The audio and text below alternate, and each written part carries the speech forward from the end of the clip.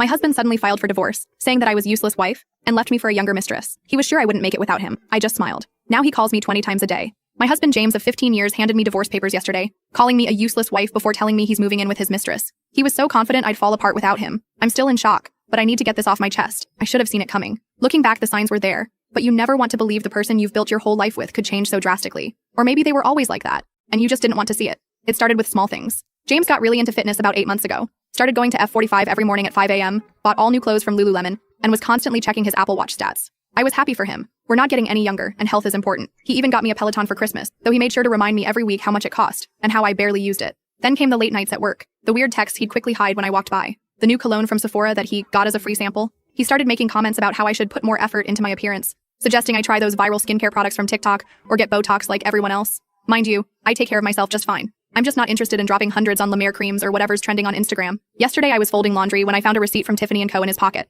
We're not rich. We shop at Target and drive a 2018 Honda. A Tiffany receipt set off major alarm bells. When I checked our joint account, I nearly had a heart attack. There were multiple withdrawals to an account I didn't recognize, and our savings had been slowly draining over the past 6 months. I waited until he got home, receipt in hand. Instead of the usual excuses or gaslighting I expected, he just laughed. Actually laughed. Then he went to his home office, came back with an envelope, and tossed it on our coffee table. I was going to wait until the weekend, but since you're being nosy, here you go, he said, smirking like he just won something. My lawyer says it's a generous offer, considering you've contributed basically nothing to this marriage. I sat there, staring at the divorce papers, while he continued talking about how his new girlfriend Aurora actually takes care of herself and has ambition. Apparently, she's some fitness influencer he met at F45. She has 50K followers on Instagram and is going places. Meanwhile, I'm just the wife who supported him through his early career, handled all our housework, and put my own ambitions on hold because he said his job should come first. The worst part? He's been planning this for months. He already has an apartment with her in one of those luxury complexes downtown. The Tiffany receipt?